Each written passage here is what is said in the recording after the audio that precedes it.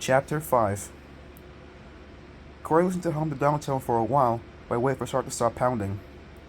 He played the conversation with the woman over and over again in his mind until the words became a blur. And over the blur, he heard the screams. The girl's screams of protest in the background. Let me talk! It's for me! I know it's for me! What was going on there?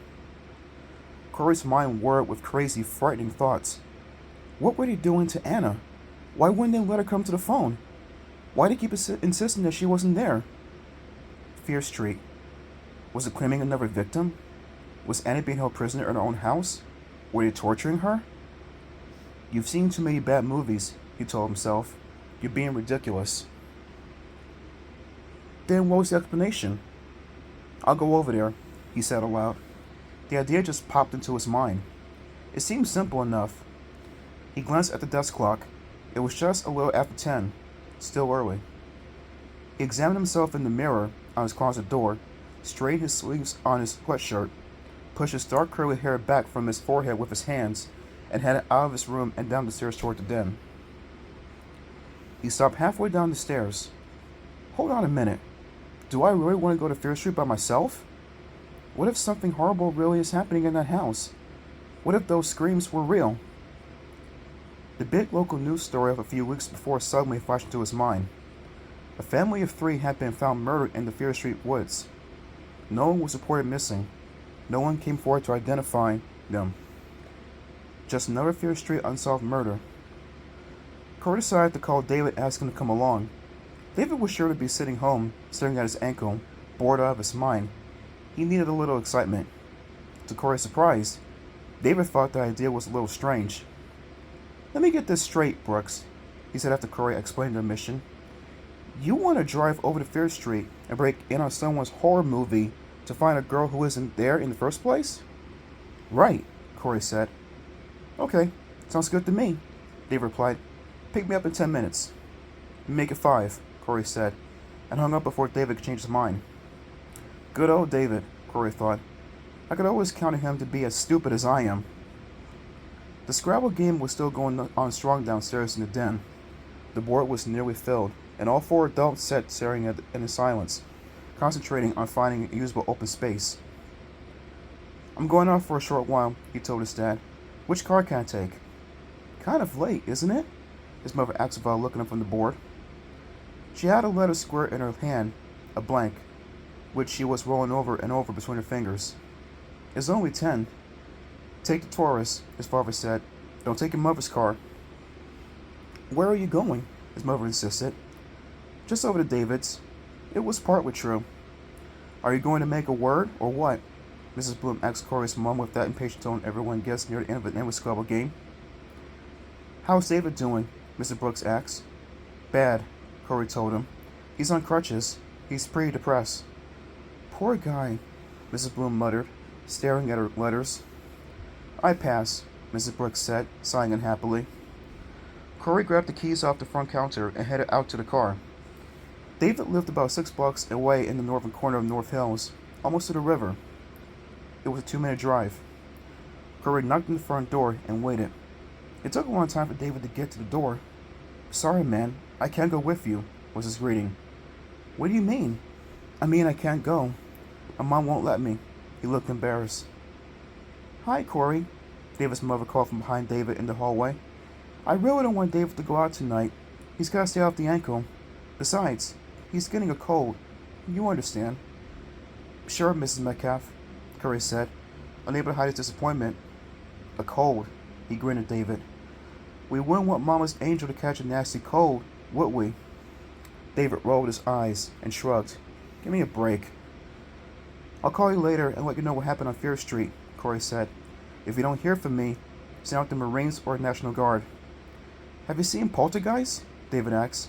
If you go in that house, you might be sucked right into a TV screen. Corey didn't laugh. You think this is all a big joke, don't you? David gave him an exaggerated wide grin. I think it's a riot.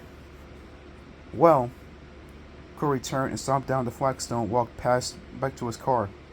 You're probably right.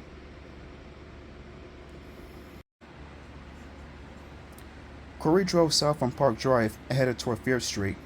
It was a cold and raw night. Thick clouds of fog drifted rapidly down from the hills. He turned up the heater and pushed on the radio. He needed some loud music to keep up his spirits. "It's a Q Rock Beatles blast!" the disc jockey screamed enthusiastically. 24 hours of Beatles hits in alphabetical order. Corey laughed. Why would anyone want to listen to music in alphabetical order? He wished David were there to share the laugh. He wished David were there, period. He really didn't like the idea of roaming around Fear Street on a cold, foggy night on his own. Oh well, I won't get out of the car, he told himself. I'll just drive past the house and see what's going on. The fog grew thicker as he passed Canyon Road and entered the valley. It was always misty at night down in this part of town, even in the summer. The car headlights seemed to hit the swirling mist and bounce back onto the windshield. He tried the brights, but they were worse. An oncoming car swerved to miss him. Other drivers couldn't see either, Corey realized. A thought that didn't make him feel any more confident. This is a mistake, he told himself. But the fog lightened as he turned down Mill Road.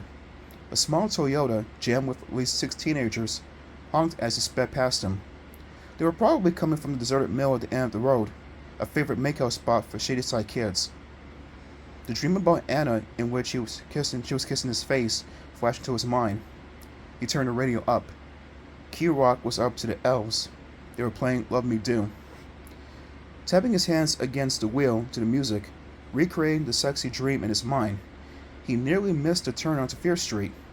He realized where he was and hit the brake hard, making a skidding turn across the wet pavement.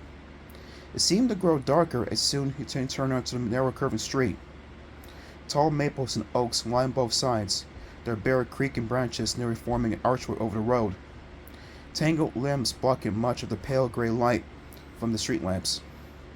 He couldn't see it in the dark, but he knew that he was passing Simon Fear's burnout mansion. He sped up and turned up the heater. The houses, rambling old Victorians for the most part, were set far back from the road behind unkempt hedges or overlooking lawns still thick with swirling brown leaves. How am I ever going to find which house is hers? Corey asked himself, wiping inside of the windshield clear with his sweatshirt sleeve. He squinted out through the smeared glass, trying unsuccessfully to see a street number. What was her number? He asked himself, beginning to panic. He had driven all this way without even knowing her house number. No, it was 444, he remembered. He pulled the car over to the side of the road and shifted into park. He turned off the headlights and waited for his eyes to adjust to the darkness. He could actually see a little better with the lights off. He turned off the engine, opened the door, and slid out of the car. If he was going to find her house, he'd have to do it on foot. The numbers were on the front doors of the houses. There was no way he could read them from the car. He shivered. The sweatshirt didn't offer much protection from the damp cold. He took a deep breath. The air smelled sour, decaying leaves most likely. An animal howled nearby, a long, mournful wail. It doesn't sound like a dog, he told himself, looking in the direction of the sound but seeing nothing. Could it be a wolf? The animal howled again. It sounded a little closer. Corey suddenly remembered being on Fear Street before. He was a kid, 9 or 10. His friend Ben had dared him to walk in the woods. Somehow, he had gotten the courage to try, but he had walked for only a few minutes when something grabbed his shoulder. Maybe it had been a tree branch, maybe not. He had run screaming down the street. He had never been so scared in his life. Stop thinking about it, he said aloud. His sneakers crunched over the gravel that lined the side of the road. He came to a metal mailbox tilting at an angle toward the street. Squinting in the darkness, he tried to read the faded name on the side, but it was too dark, and the letters were all peeled away. The animal howled again. This time it sounded farther away. The wind suddenly stopped. The only sound now was the crunching of his sneakers. He passed a large, weather-beaten house, its window shutters peeling and hanging at crazy angles. For some reason, a rusting ship's anchor rested in the very center of the patchy lawn. An old station wagon, its rear bumper missing, two of its windows covered with cardboard, stood in the drive. Nice night for a stroll, Corey told himself. He started humming Love Me Do to himself. Then he started singing it. Why not? There was no one around to hear him. Fear Street was deserted. Nothing moved except the scrabbling brown leaves driven by the shifting wind. One house was brightly lit. A porch light cast bright golden beams over the lawn, and all of the downstairs and the second floor rooms seemed to be lighted. Was that Anna's house? No. The sign on the porch said 442. The wind picked up again, sending a chill down Corey's back. He shoved his hands to his jeans pockets, trying to keep warm. He had a sudden hunch and turned back to see if the car was okay. He couldn't see it. The street had curved too far. Should he go back? No. He'd come this far. The next house had to be Anna's, if she lived there. He began walking faster. The pavement beneath his sneakers was wet and slippery, and he slipped a couple of times but quickly regained his balance. A ragged low hedge bordered the yard of the next house. Was this the Corwin house? Corey couldn't find a mailbox. Oh, there it was, down the street. It had fallen off his pole. He picked up the mailbox. There was a number on its side, 444. This was it. He dropped it back to the street and wiped his wet hands on his jeans.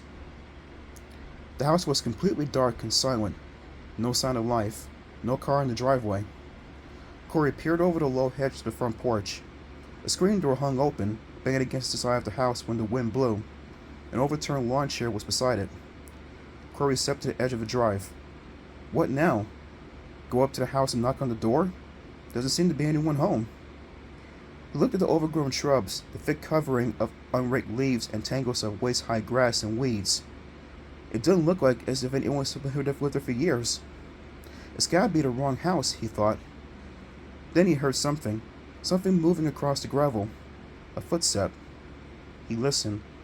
The wind picked up. He couldn't hear anything. It must have been leaves or an animal of some sort. He decided to walk back to the car. There was no point in standing out there in the cold, staring at a deserted old house. He heard another footstep, then another. Someone was behind him. Someone was following him, coming up fast. Corey picked up the pace, started to jog, hoping to leave the sounds behind, hoping it was just leaves, just a dog, just a lonely field cat. But the footsteps came faster. Someone was chasing him. Someone was right behind him. He started to turn around when a hand grabbed his shoulder.